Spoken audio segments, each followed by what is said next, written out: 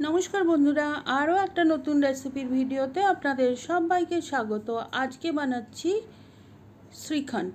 এটা একটা গুজরাটি মিষ্টি, কিন্তু আমাদের এই ওয়েস্ট বেঙ্গলেও বেশ ভালোভাবেই এখন পাওয়া যায়।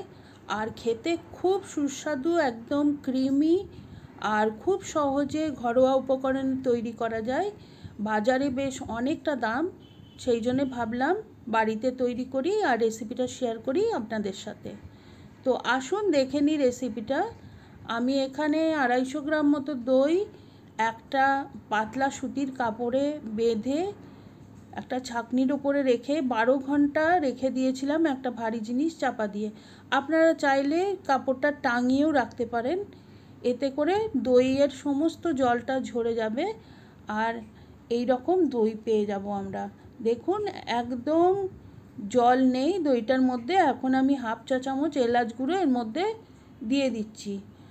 আর আপনারা চাইলে যদি অন্য কোনো ফ্লেভার পছন্দ করেন তাহলে এলাচের বদলে অন্য কিছুও দিতে পারেন। এলাচ গুঁড়োটা দিয়ে ভালোভাবে এটাকে ফেটিয়ে নেব। দেখুন দইটা একদম ভালোভাবে ফেটানো হয়ে গেছে। এখন দিয়ে দিচ্ছি গুঁড়ো চিনি। এই যে দইটা আমার তৈরি হয়েছিল, প্রায় হাফ কাপের মতো দই ছিল, আমি এখানে 3 টেবিল চামচ গুঁড়ো চিনি দিলাম। এখানে কিন্তু গুঁড়ো চিনিটাই দিতে হবে, দানা চিনি দিলে সহজে গলতে চাইবে না, কেননা দইয়ের মধ্যে তো সেরকম জল নেই। সেজন্য গুঁড়ো চিনিটাই দেওয়ার চেষ্টা করবেন। একটু ভালোভাবে 7-8 মিনিট ফেটিয়ে নিলেই চিনিটা একদম গলে যাবে। আর এখন আমি দিয়ে দিয়েছি কিছু বাদাম কুচি। আপনারা চাইলে যে কোনো বাদাম, পেস্তা কুচি দিতে পারেন। সব কিছু ভালোভাবে মেশানো হয়ে গেছে। এখানে আপনারা চাইলে কেশর একটু দুধে ভিজিয়েও দিতে পারেন, আমি আর দিইনি এখানে। এরপরে আমার তৈরি হয়ে গেছে। এখন বাটিতে দেব আমি। বাটিতে দিয়ে এর ওপরে একটুখানি বাদাম কুচি ছড়িয়ে দেব আর দিয়ে দেব কিছু কেশরের ধাগা, এতে করে দেখতে সুন্দর হবে। এবারে ফ্রিজে আমি এটাকে 2 ঘন্টা রেখে দেওয়ার পরে সার্ভ করে দেবো। ব্যাস তৈরি হয়ে গেল। একদম মুখে দিলেই মিলিয়ে যাবে এরকম ক্রিমি একটা মিষ্টি। আর এখন আমি তৈরি করব ম্যাঙ্গো শ্রীখণ্ড। এখন যেহেতু আমের সময়, সেজন্য ম্যাঙ্গো শ্রীখণ্ডটা আপনারা বাড়িতে একবার বানিয়ে দেখতে পারেন। এজন্য আমি দিয়ে নিয়েছি 2টো পাকা আম। আর আমটা এইভাবে ছাড়িয়ে নিয়ে এর পাল্পটা বের করে নেব একটা গ্রাইন্ডার জারের মধ্যে। একটু চামচ দিয়ে এইভাবে তুলে নেব।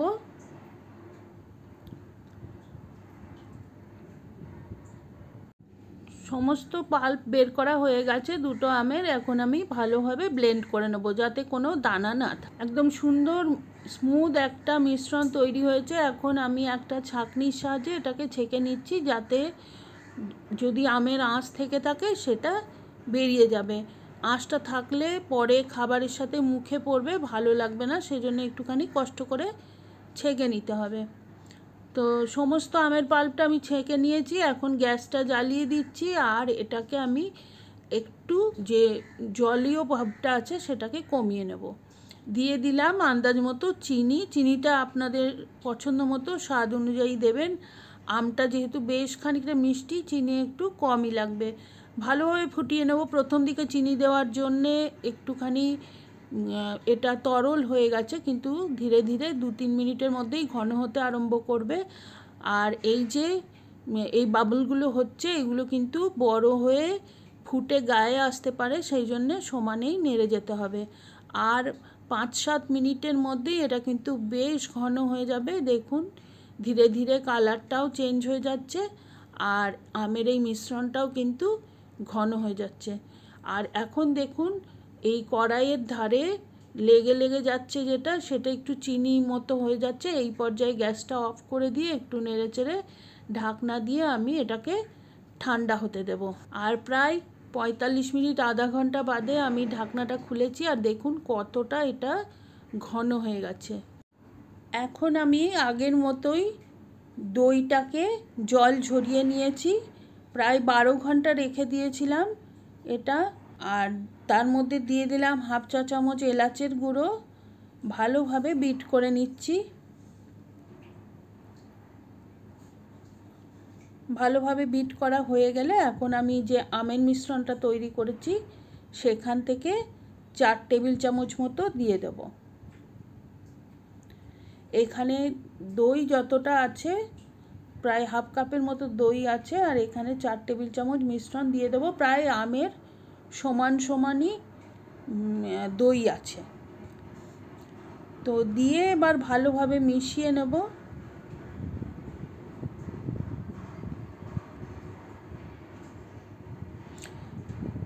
দেখুন সুন্দরভাবে মিশে গেছে। আর এখন এইটার কালারটা আরও সুন্দর করার জন্যে আমি দুধের মধ্যে একটু কেশর ভিজিয়ে রেখেছিলাম, সেটা দিয়ে দিচ্ছি। 2 টেবিল চামচ মতো দুধ ছিল, তার মধ্যে কেশরের ধাগা দিয়ে রেখেছিলাম কয়েকটা। ভালোভাবে মিশিয়ে নিচ্ছি এখন এইটার সাথে, এতে করে কালারটা সুন্দর আসবে আর কেশরের একটা সুন্দর ফ্লেভার আছে সেটাও এর মধ্যে আসবে। আপনারা চাইলে এখানে ম্যাঙ্গো এসেন্সও দিতে পারেন। দিয়ে দিচ্ছি কিছু বাদাম কুচি আর পেস্তা কুচি, সব কিছু দিয়ে আবার ভালোভাবে মিশিয়ে নিচ্ছি। আর এখন আমরা এটাকে বাটিতে সার্ভ করার জন্য দেব, কিন্তু তারপরে বাটিতে দেওয়ার পরে এগুলোকে ফ্রিজে 2 ঘন্টা অন্তত পক্ষে ঠান্ডা করলে বেশি ভালো লাগবে খেতে। তো বাটির মধ্যে আমরা আগে নিয়ে নিচ্ছি।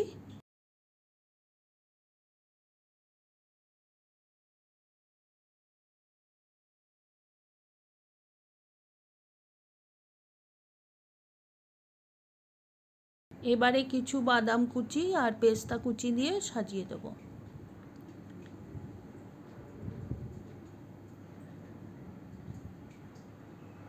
দিয়ে দেব একটু কেশরের ধাগা। এগুলো সম্পূর্ণই অপশনাল, আপনার কাছে না থাকলে না দিলেও হবে। সাজিয়ে দেওয়ার পরে আমরা ফ্রিজে রেখে ঠান্ডা করব, আর তারপরে ঠান্ডা ঠান্ডা পরিবেশন করব এই ক্রিমি ম্যাঙ্গো শ্রীখণ্ড। তো বাড়িতে অবশ্যই বানিয়ে দেখবেন, আশা করি ভালো লাগবে। কমেন্ট করে জানাবেন কেমন লাগলো, আর রেসিপিটা ভালো লাগলে please like, share and subscribe my channel.